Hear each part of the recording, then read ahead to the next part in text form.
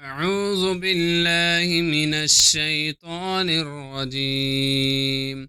بسم الله الرحمن الرحیم۔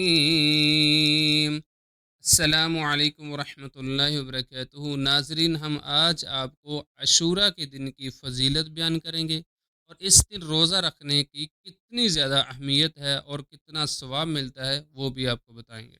اس دن حضرت موسیٰ علیہ السلام اور بنی اسرائیل کو فرعون سے نجات ملی تھی۔ اسی خوشی میں یہودی روزہ رکھتے تھے، تو حضرت محمد صلی اللہ علیہ وسلم نے فرمایا ہم موسیٰ کے زیادہ حقدار ہیں، اس لیے آپ صلی اللہ علیہ وسلم نے بھی روزہ رکھا اور رکھنے کا حکم دیا۔ یہ دن واقعہ کربلا کی یاد بھی دلاتا ہے، جس میں حضرت امام حسین رضی اللہ تعالی عنہ نے عظیم قربانی دی۔ یوم عاشورہ کے روزے کی فضیلت: حضرت محمد صلی اللہ علیہ وسلم نے فرمایا کہ مجھے اللہ سے امید ہے کہ عاشورہ کے دن کا روزہ گزشتہ ایک سال کے گناہوں کا کفارہ بن جاتا ہے۔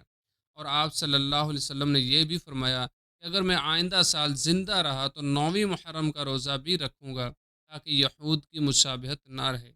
روزہ رکھنے کا طریقہ کار یہ ہے کہ 9 اور 10 محرم کا روزہ رکھیں۔ اگر اس طرح نہیں کر سکتے تو 10 اور 11 کا روزہ رکھیں۔ اس دن کثرت کے ساتھ استغفار کریں، درود شریف پڑھیں، اپنے لیے، والدین اور پوری امت کے لیے دعا کریں، صدقہ و خیرات کریں